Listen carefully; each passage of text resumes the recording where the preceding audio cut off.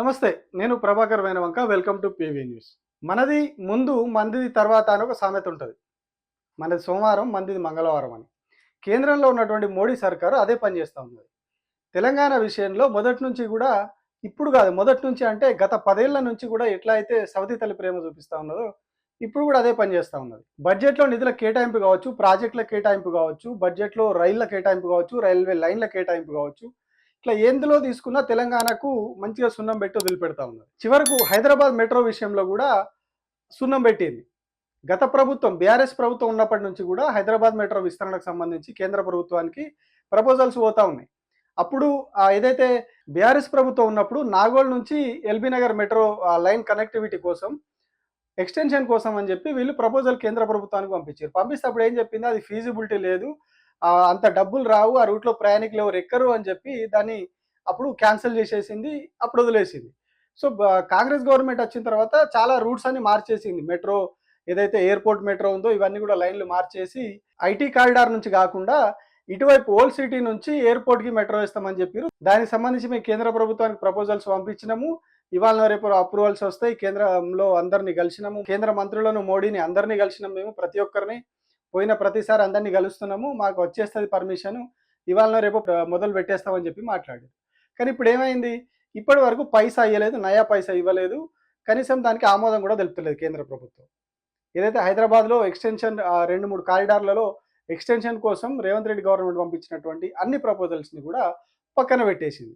అంటే ఈ మెట్రో అనేది భారం అనుకుంటున్నారా వీళ్ళు? ఖర్చు పెరుగుతా ఉన్నది, ఎందుకు ఇవ్వాలి అని అన్ని పక్కన పెడుతున్నారు అనుకుంటే అది లేదు.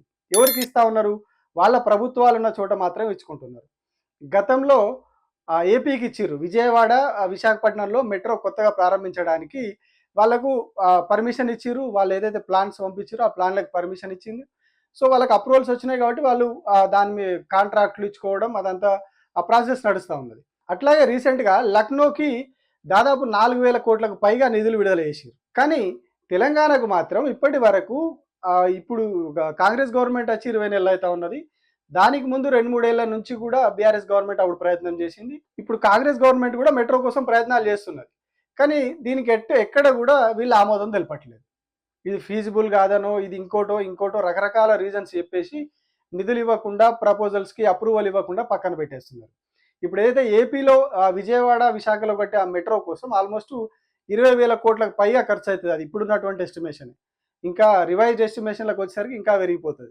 అందులో 20% ఆల్మోస్ట్ 4,000 కోట్లకు పైగా ఇప్పుడు వాళ్ళకు కేంద్ర ప్రభుత్వం ఇస్తది. కానీ మనకు ఇక్కడ కూడా 2 స్టేట్, సెంట్రల్ వాటాతోటి కట్టుకుందాం, మీరు సహాయం చేయండి అని చెప్తే ఇక్కడ మాత్రం ఆమోదం తెలపట్లేదు. మరి ఇక్కడ నుంచి 8 మంది ఎంపీలు ఉన్నారు. 8 మంది ఉండి కూడా మరి ఏం చేస్తున్నారు అనేది అర్థం కాని పరిస్థితి. ఎందుకంటే రోజు హైదరాబాద్‌లో మెట్రో పరిస్థితి ఎట్లా ఉన్నది, హైదరాబాద్‌లో ట్రాఫిక్ పరిస్థితి ఎట్లా ఉందో అందరికీ తెలుసు. వర్షం పడింది అంటే మెట్రో స్టేషన్లలో పోటెత్తుతా ఉన్నారు జనం. ప్రతి వర్షాకాలం హైదరాబాద్ మెట్రో కొత్త రికార్డులు రాస్తా ఉంటది ప్రయాణికుల విషయంలో. మొన్న 5.5 లక్షల మంది ప్రయాణం చేసిర్రు. ఇప్పుడు ఇంకంటే వర్షాకాలం అయిపోయేలోపు ఇంకెంతమంది చేస్తారు. అంటే ట్రాఫిక్ పెరుగుతా ఉన్నది. ఐటీ కారిడార్ నుంచి ఇతర ప్రాంతాలకు ప్రయాణించే వాళ్ళ సంఖ్య పెరుగుతా ఉన్నది కాబట్టి ఇక్కడ మెట్రోని విస్తరించాల్సిన అవసరం చాలా ఉన్నది. ఎందుకంటే రోడ్లు ఎక్కువ విస్తరించే పరిస్థితి లేదు. రోడ్లు చాలా చిన్నగా అయిపోయినాయి. వెహికల్స్ పెరుగుతా ఉన్నాయి కాబట్టి మనం మెట్రోని ఎక్స్పాన్షన్ చేస్తే మారుమూల సిటీలో ఉన్నటువంటి మారుమూల ప్రాంతాలకు, ఐటీ కారిడార్లకి, ఇండస్ట్రియల్ కారిడార్లకి దీన్ని ఎక్స్పాన్షన్ చేస్తే అప్పుడు ఓన్ వెహికల్స్ పక్కన పెట్టేసి పబ్లిక్ ట్రాన్స్‌పోర్ట్‌ని వాడతారు ప్రజలు. పబ్లిక్ కనెక్టివిటీ పెరుగుతది. వాళ్ళు పబ్లిక్ ట్రాన్స్‌పోర్ట్ ద్వారా పోయొస్తారు. అట్లాంటప్పుడు పొల్యూషన్ తగ్గుతది. ట్రాఫిక్ బర్డెన్ కూడా రోడ్ల మీద తగ్గుతది. కానీ ఇవన్నీ చూస్తూ కూడా ఇక్కడ ఉన్నటువంటి ఎంపీలు, అందులో 2 కేంద్ర మంత్రులు ఉన్నారు. ఇవన్నీ చూస్తూ కూడా ప్రజలు ఇన్ని తిప్పలు పడుతున్నది అబ్జర్వ్ చేస్తూ కూడా వీళ్ళు ఏం మాట్లాడట్లేదు, ఏం తీసుకురావట్లేదు. ఇక్కడనే పరిస్థితి ఇట్లా ఉంటే ఇక్కడ నుంచి ఉన్నటువంటి కేంద్ర మంత్రులేమో పక్క రాష్ట్రాలకు వచ్చిన వాటి మీద సంబరాలు చేసుకుంటారు. సెమీ కండక్టర్ ఇండస్ట్రీ పెడతామని చెప్పి నిన్న కేంద్ర ప్రభుత్వం ప్రకటించింది. పంజాబ్‌కి, ఒడిశాకి, ఏపీకి మీకు సెమీ కండక్టర్ పరిశ్రమలు పెడతాం మీ దగ్గర అని చెప్పి ప్రకటించింది. దానికి బండి సంజయ్ సంబరాలు వ్యక్తం చేస్తున్నారు.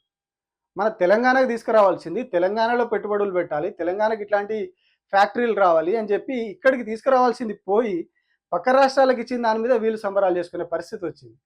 అంటే దేన్ని పట్టించుకుంటలేరు వీళ్ళు.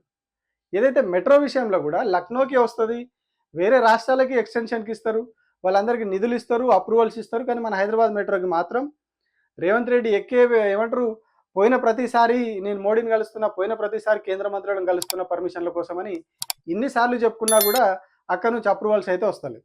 కంటోన్మెంట్ భూముల విషయంలో కేవలం 2-3 నెలల్లో దాన్ని అప్రూవల్స్ తీసుకొచ్చినా అని చెప్పుకున్న రేవంత్ రెడ్డి మరి మెట్రో విషయంలో ఎందుకు తేలేకపోతా ఉన్నాడు అనేది కూడా ఒక మిస్టరీగా మారిపోయింది.